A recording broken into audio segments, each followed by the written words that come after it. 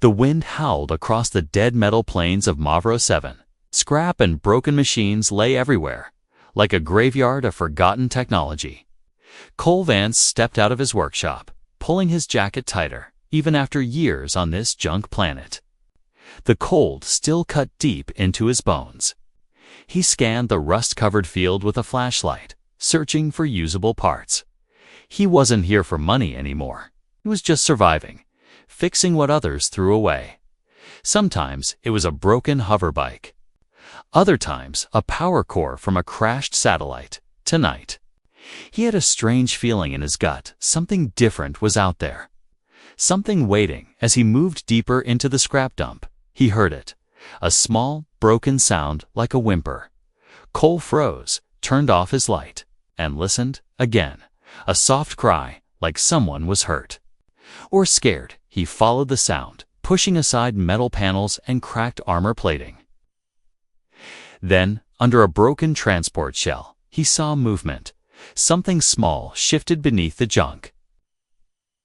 He knelt down and carefully pulled away the heavy metal, and there she was, a girl, maybe 15 or 16 by human guess.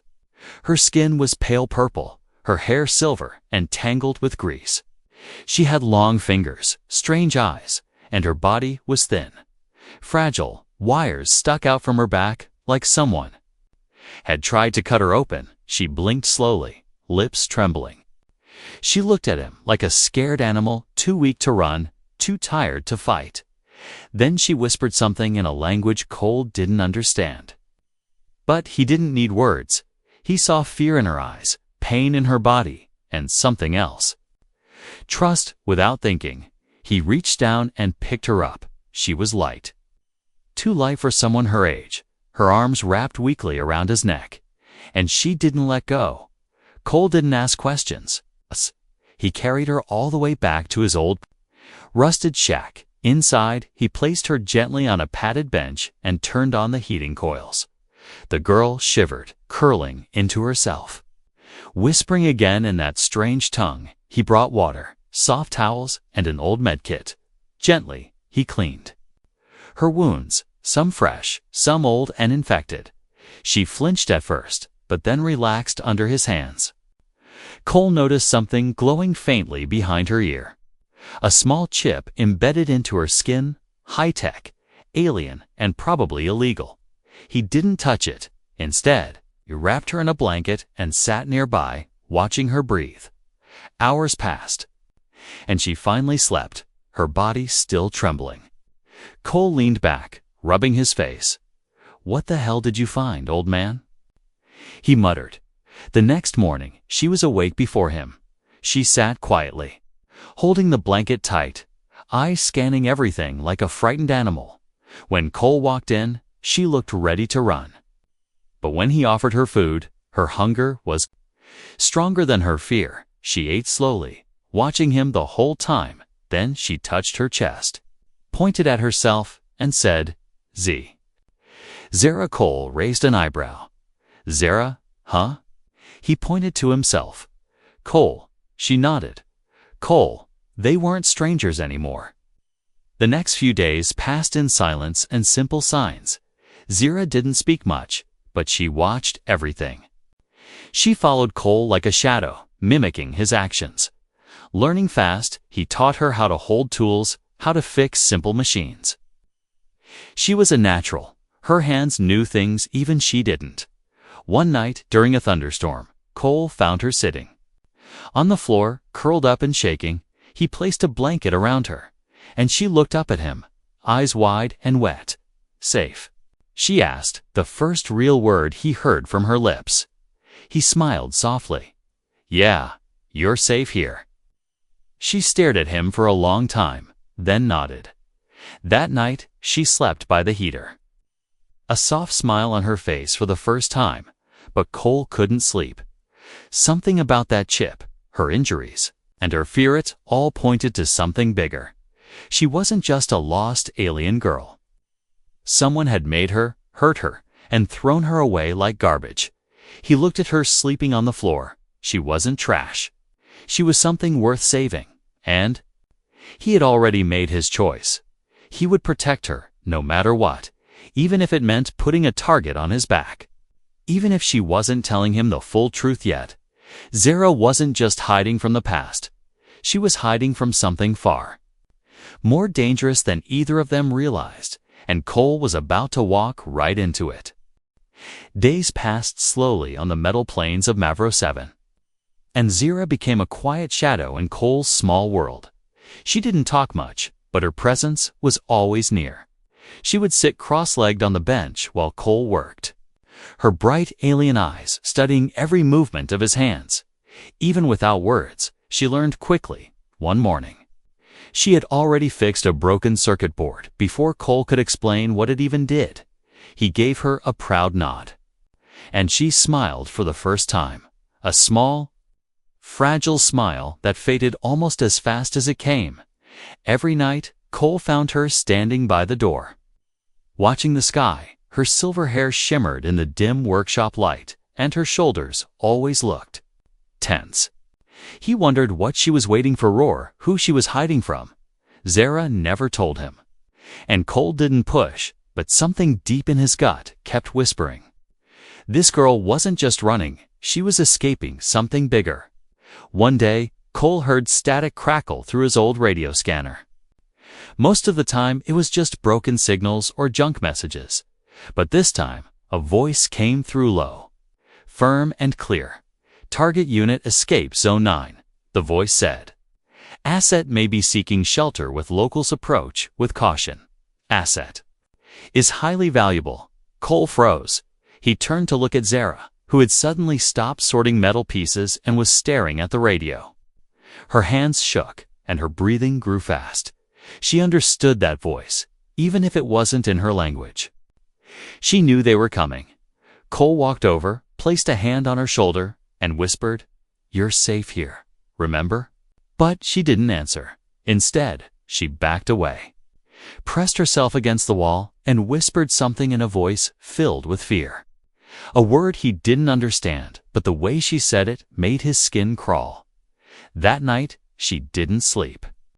She sat in a corner with a tool in her hand like a weapon, her eyes never closing. Cole didn't sleep either. The next morning, she walked to him and spoke slowly. "Carefully, Xeno." "Not normal," she said, pointing to the chip behind her ear. "Xeno made." Cole blinked. "Made? You mean?" "Created." She nodded, then lowered her head. "Ashamed. Property," she whispered. Almost like a curse, Cole stared at her. In silence, he didn't know what to say. The girl he thought was just an alien runaway wasn't born, she was built, and someone out there wanted her back. But to Cole, she wasn't a thing. She laughed now. She cried. She got curious about music and stared at sunsets like they were magic. She was alive, and no machine could fake that. Later that evening, while Xeno was sorting parts, she found something strange, a small silver pendant with a cracked lens. She turned it over in her hand, then held it to her temple like it was a memory key. A sharp beep rang out, and a projection flickered in front of her. Cole turned quickly as he heard it. The hologram showed a clean white lab, sterile and cold. There was a younger Xeno strapped to a table, eyes wide, body shaking. Voices echoed in the background. Scientists in strange armor speaking fast. Subject 9 shows emotional drift. Reset recommended, unstable attachment patterns forming. The image vanished, and Xeno dropped the pendant like it burned her. She ran outside, into the metal yard, her breath sharp and loud. Cole chased after her, calling her name. He found her sitting in the dirt, curled up, arms around her knees. When he reached her, she didn't look up. "I don't want to be a thing," she said quietly. "I want to be me." Cole sat beside her, not saying anything at first.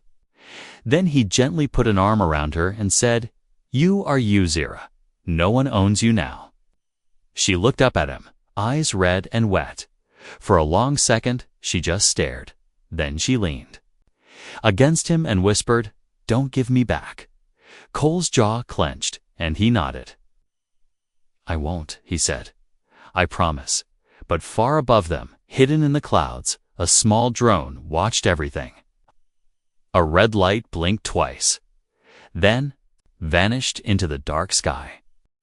Cole noticed something strange the next morning. Zira didn't rush to the workbench like she usually did. Instead, she sat near the heater, silent and lost in thought. Her fingers played with the pendant. She had found the same one that showed her that horrible memory. Every few minutes, her thumb touched the cracked lens, but she didn't press it again. Cole walked over with a cup of warm synth tea and placed it beside her. She gave a small smile, but said nothing. It was the kind of silence that felt heavy.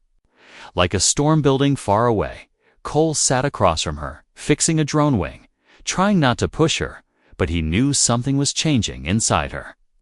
That evening, Cole received a visitor, an old scavenger named Briggs. Someone Cole had traded parts with for years. Briggs was a talker, always had news from the outer zones. And today, he brought a warning. Couple O bounty hunters landed near the East Ridge. Briggs said, scratching his beard, not local. Either they got clean ships and shiny gear. They're looking for something. Or someone. Cole tried to act normal, but his heart sank. He thanked Briggs and sent him on his way. Then he turned back inside and found Zara standing there. She had heard everything. "We run?" she asked, her voice shaky. Cole shook his head slowly. "Not yet. They don't know you're here." "Not for sure, but we need to be ready." That night, Zira didn't sleep again. She stood outside under the stars, looking up at the sky like she wanted to fly away. Cole watched her from the window. She was so quiet, so still, like a ghost made of metal and sadness. But when she came back inside, something had changed in her eyes. She picked up the pendant and activated the memory again.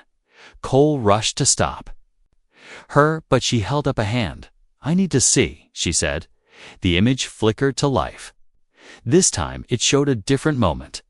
Zara was strapped down, but her face looked blank. Like her soul had been turned off. A voice echoed in the lab. "She will be ready for mating phase in 6 rotations. We've suppressed emotional bonds, but the human exposure test failed. She formed a fixation." Cole's blood turned cold. The memory ended, and Zira dropped the pendant. She looked up at him, tears running down her cheeks. "I was made to belong to someone," she whispered, "but I don't want that. I want to choose." Cole stepped back, unsure what to say. She walked toward him, slow and unsure. Her hand touched his chest, and she looked into his eyes. "Cole, I choose you." His heart stopped for a second. He had raised her, protected her, cared for her like family. But now she was looking at him, not like a daughter, not like a child, but something else, something deeper, something complicated. He gently took her hand and held it. "You're free to choose, Zara," he said softly, "but let's take it one step at a time." She nodded, not disappointed, just understanding. Then she rested her head on his shoulder, whispering, "No matter what, don't let them take me." The next day, Cole started preparing. He repaired an old sensor array and installed it around the workshop. Zara helped him, her hands fast and steady. They didn't talk much, but something between them had changed. Not just fear, not just survival. There was a new bond now, something fragile but real. That evening, Cole found a small drawing tucked near his tools. It was drawn in pencil simple lines of 2 figures holding hands under a metal tree. One looked like him, the other like Zara. At the bottom she had written, "Not made, just me." He folded the drawing and placed it in his chest pocket, and for the first time in a long while, Cole felt something warm in his heart, but far away. Beyond the mountains of junk and broken ships, 2 shadows moved silently through the night. Their scanners were active, their target locked. Zara didn't know it yet, but the past she had escaped from was finally catching up to her. The sky over Mavro 7 was darker than usual, thick with dust and storm clouds. Cole checked the sensor readings again, his fingers tense on the console. He didn't like what he saw. Unmarked movements were showing near the edge of his perimeter. Silent and fast, no signals, no broadcast, whoever they were. They didn't want to be found. Zara stood near the door, watching him. She didn't say anything, but her body was stiff. She already knew her nightmares were walking toward them. In real life now, Cole shut off the console and walked over. "It's time to leave this place," he said. Zara nodded once. No fear in her eyes this time, only determination. She picked up a satchel she had packed days earlier, tools, rations, and the pendant. Cole opened a hidden panel in the floor and pulled out a folded map. "There's a shuttle graveyard past the North Ridge," he told her. "Most of them are dead metal, but one of them, maybe one of them still has a heart that beats." Zara's fingers brushed his hand. "I'll help." "Good," he said. "We're gonna need each other." They didn't speak again for a while. Just moved together, packing what little they needed. But before they could step out, a sudden ping echoed across the workshop. The outside camera blinked to life, showing two figures standing near the main gate. Both wore black armor with red visors. No emblems, no faces. Zara's breath caught. She whispered, "Collectors." Cole didn't wait. He grabbed his plasma cutter and motioned for her to follow through the back tunnel. They ran into the junk maze behind the shop, stepping over rusted bones of machines. Behind them, the gate exploded inwards, and the sound of boots followed Zara. A robotic voice shouted, "Return now, and you will not be harmed." Zara clenched her teeth and kept running. "I heard that voice in the lab," she said, almost to herself. Cole didn't look back, only moved faster. Blaster fire tore through. The junk beside them, metal sparked and cracked. Cole turned, aimed his cutter, and fired one bright line across the shadow. One of the hunters ducked, but the other was hit in the leg, falling with a metal grunt. Zara grabbed Cole's arm. "Go," she said. "They won't stop." They reached a service tunnel and slipped inside, sealing the hatch behind them. Cole leaned against the wall, panting. Zara crouched beside him, her face pale but calm. "I can fight," she said. "I believe you," he replied, then managed a small grin. "But let's not start a war today." The tunnel led them to the ridge, where hundreds of dead ships lay buried under sand and scrap. It was a graveyard of dreams, but maybe, one of those dreams could still fly. They found a small scout-class shuttle, half buried in rust. Zara climbed in through the side and powered up the interface. The screen flickered, once, twice, then held steady. "It works," she said, eyes wide. "Can you fly it?" Cole asked. "Maybe," she replied, fingers already dancing across the controls. Suddenly, a voice behind them spoke. "I wouldn't touch that if I were you." They turned to see the second bounty hunter standing there, limping but armed. His visor reflected the dim glow of the ship's lights. Zara stood between Cole and the hunter, her body trembling not in fear, but in rage. "You are not a person," the hunter said coldly. "You are property. You were made to serve." Zara's jaw tightened. "I was made," she said, "but now I make my own choices." Before he could respond, she launched forward. Grabbing a broken pipe and slamming it into his side, he fired, but missed, as Cole tackled him from behind. The fight was short, but fierce, metal against metal, rage against control. In the end, the hunter lay unconscious, his helmet cracked. Zara stood over him, breathing hard. She didn't look like a child anymore. She looked like someone reborn. Cole wiped the blood from his mouth and stood beside her. "You okay?" Zara nodded. "Let's get out of here."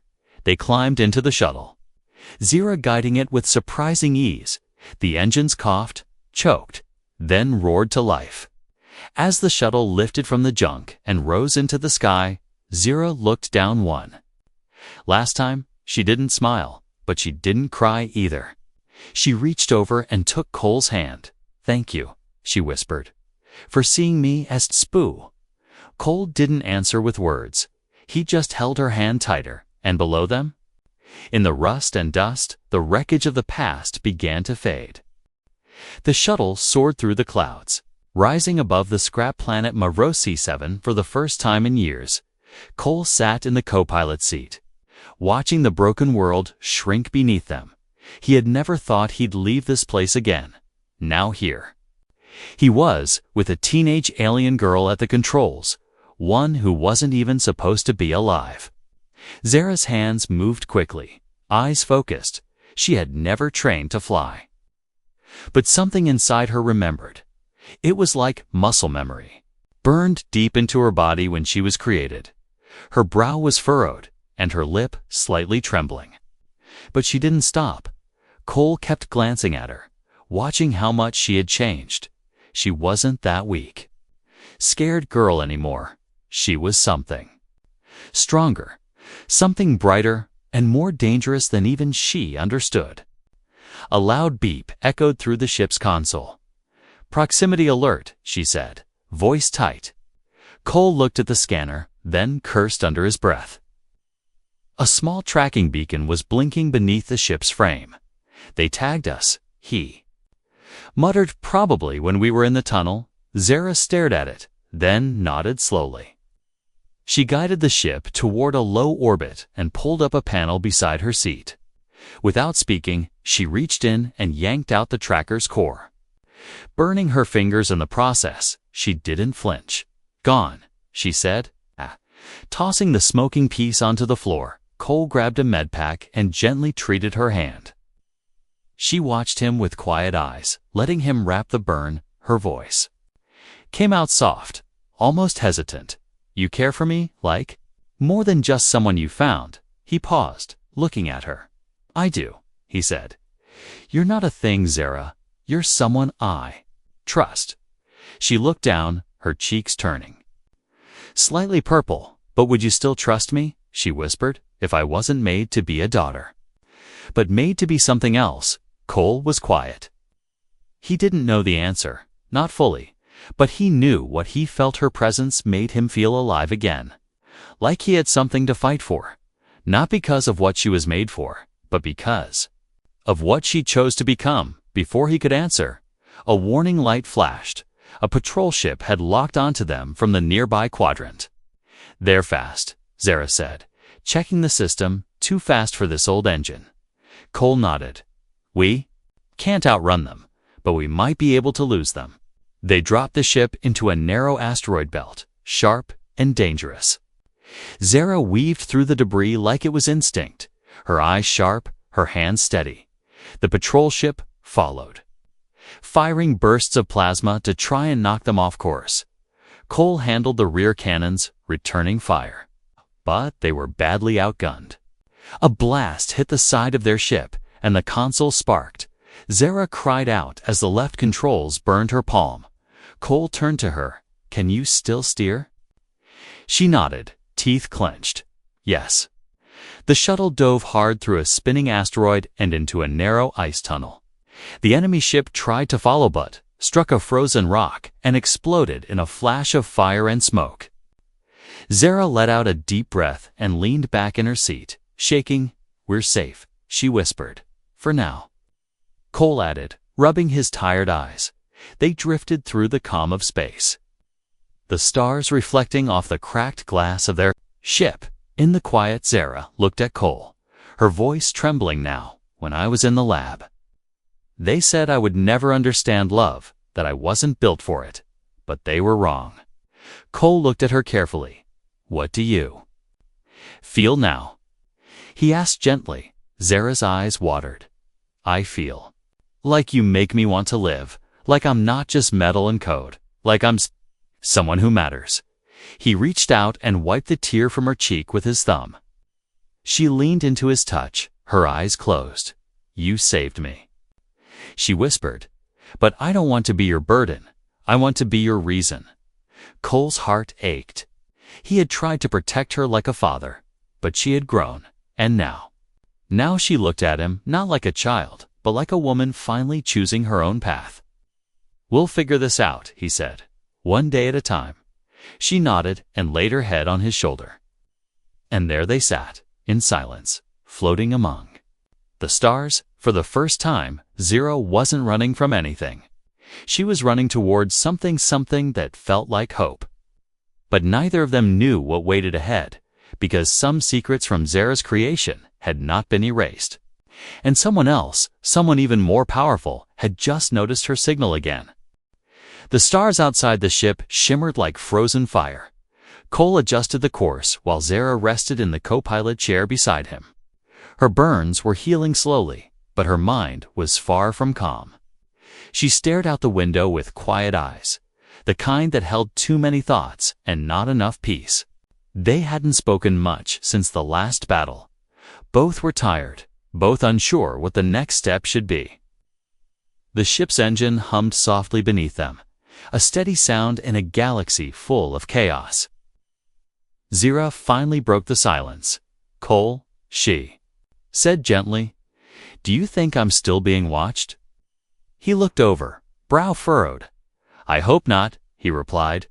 "But the people who made you, they don't forget their property." She looked down, her hands clenching the blanket wrapped around her. "But I'm not property," she whispered. "Not anymore." Cole nodded. "Not to me, Xero." After a few quiet moments, she reached into her satchel and pulled out the pendant again. "I think there's more inside," she said. "Memories I didn't open." Cole hesitated.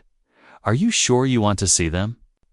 Xero looked at him, her voice steady. "I need to know who I really am."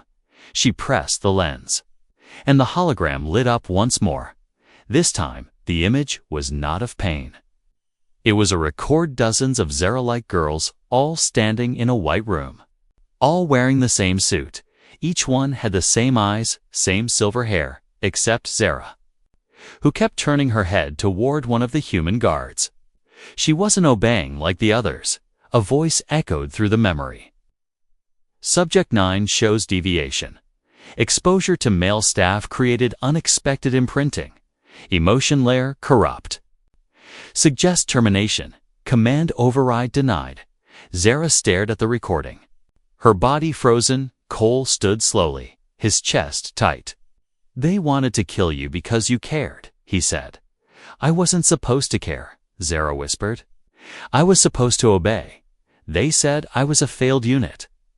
Cole knelt in front of her, holding her trembling hands. "You're not a failure," he said. "You're the only one who became real." Tears rolled down her cheeks. Not from pain, but from understanding.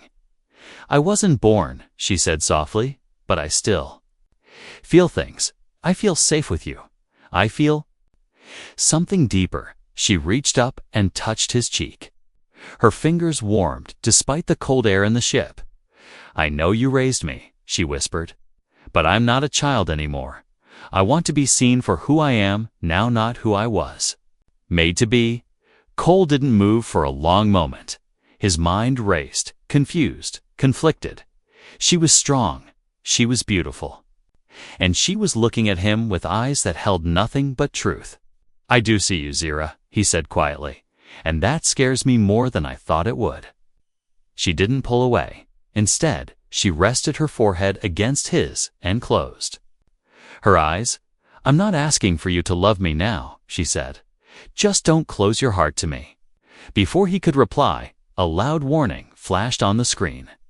"Incoming vessel, no identification. Long-range lock, DITSITI." Cole jumped to the console and started evasive maneuvers.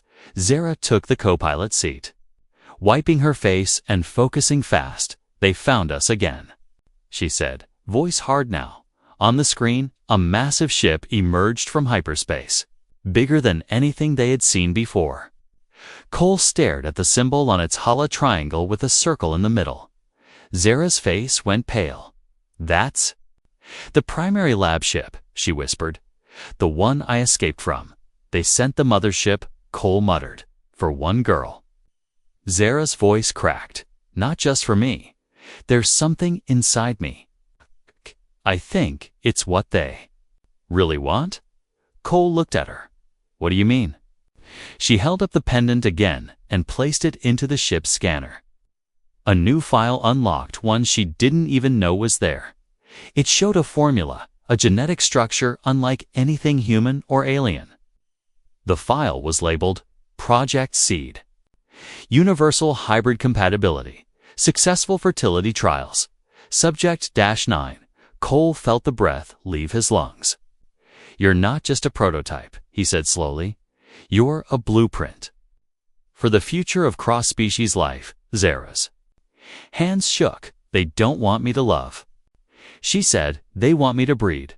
The large ship sent out a signal. Surrender the unit or face destruction. Zara looked at Cole, her voice firm now. I won't go back.